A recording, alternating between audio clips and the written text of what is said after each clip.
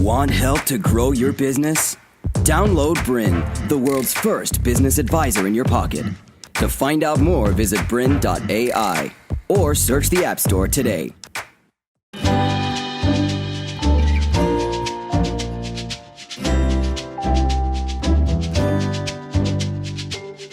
Hi, my name is Pip McKay and welcome to NLP for Business, where we look at the communication tools and mindset for business success and personal well-being. And today we're going to be looking at how to use values to motivate yourself and your teams. Now, in NLP, there's a lot of different processes for motivation, but this is the one that really goes to the deepest heart of who you are and helps you go from this deep internal motivation to what you need to do in your everyday life and in your business at a more fundamental level. So NLP also has quick tricks for if you're just procrastinating and you need to change your mindset, but this is really a much deeper process when we start to look at values. So I remember when I first learned to NLP, I found values was one of the most powerful things that I did. At the time, I was an English and drama teacher at a very famous performing arts high school. And in that place, I never had to sell anything. I was just teaching and nurturing and making sure people fulfilled their potential. And I also, in my own life, liked, freedom and variety and that sort of stuff. So it was really interesting for me when I listed my values to find that money as a motivational value was very low down on my list. And one of the things we know in values is if that value of money is not in your top 5 values, then you really won't be making a lot. And that's not a very big issue if you're being paid a specific wage anyway, but the moment you're in business, you really need money to come up into your top 5 values so that you are motivated to do the sorts of things that you need to do to make money in your business.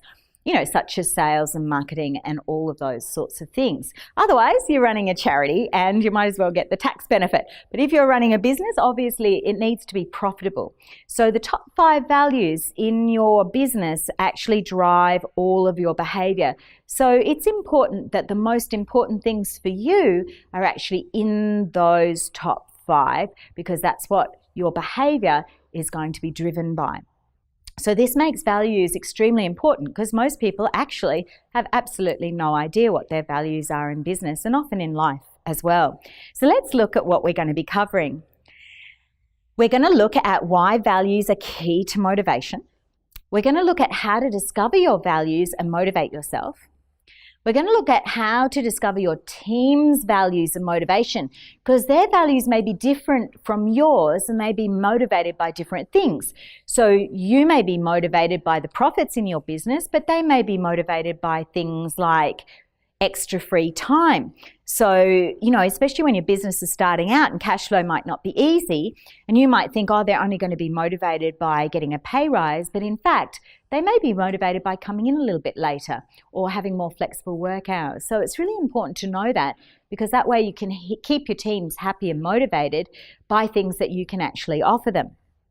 And finally, how to discover your business values for vision and mission and how to engage your team in that so that everybody has buy-in to the business and are highly motivated by the vision and the mission that you have in the business. So it's a very exciting topic. So what are values? Let's have a look at a definition of values. So values are what are important to us and they drive all of our behavior. Values motivate and demotivate us and they are how we justify our behavior. So you might have heard this from your parents. It might be something like, we might not have much money, but at least we're happy. And you're hearing the justification for not having the money in that at least we're happy, as if somehow you can't have both. And sometimes the beliefs people have around money stop money from being a higher value and stop them from being able to be happy and have money. And what a fantastic combination that is for all of us. But many people have a lot of interesting beliefs about money that keep money lower down in their values list instead of bringing it up. So we're going to have a little look at that as well.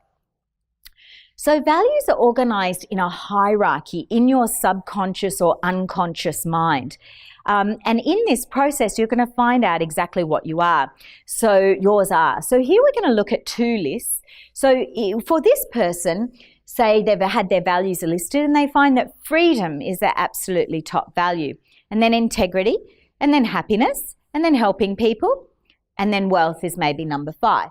So that means that the person having variety and freedom and integrity and happiness and helping people is going to be more important than wealth. And for this person, at least wealth is in the top 5. So that means that they're going to make a lot of money out of their business. And they might feel that these are really important values. Whereas if we look at a list like this, where wealth is number 1, freedom's number 2, integrity is number 3, happiness number 4, and helping people number 5. With this person, we can see that if wealth is the most important value and integrity is number 3, if they had a choice between making money and making sure everything is totally above board, they may actually choose to make the money rather than to have the integrity. Now, in a profile like this, this person is likely to still make money through integrity because it's still in the top 5. It's not like integrity is number 20 or something like that in their values hierarchy. But we can see if it was a choice, this person might sacrifice the integrity for the wealth. And over here, we would see that because integrity is higher than wealth, this person would sacrifice making more money for integrity. And we can see for this person, though, having freedom is going to be the most important thing. So that means for this person, if they felt it was a choice between doing what they wanted to do and making money, they'd certainly be doing what they wanted to do rather than sacrificing their freedom for money.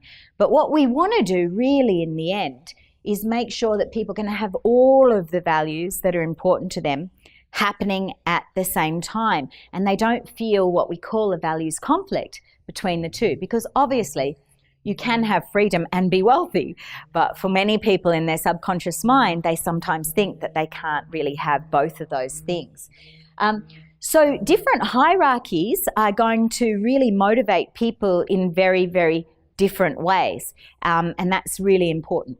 But we also know that if wealth was your number 20 value, you're really unlikely to be motivated by that, and so therefore you may find that marketing and sales becomes really low in your business priority list, and it needs to come up. And this is particularly important for people who have gone from a career where they're earning a wage into setting up their own business, because in the wage they're just getting that money coming in every day anyway, so it doesn't matter if it's not a high priority.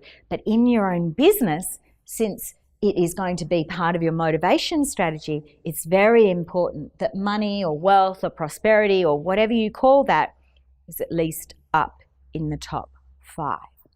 So very important to understand values. So let's look at how values gain their hierarchy.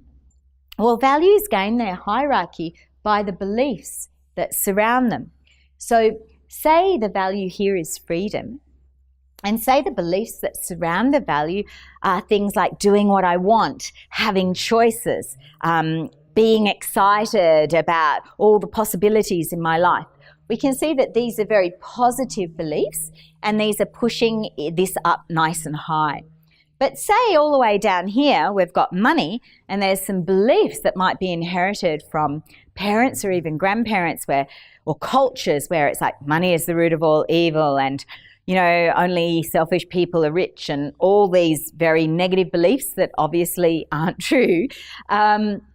Those beliefs can bring money down in the hierarchy and prevent people from wanting to be focused on that, because they don't want to be like someone who is, the root of all evil or who is really selfish. So I think it's really important for us to remember that money is just the value we put on our ideas and our energy.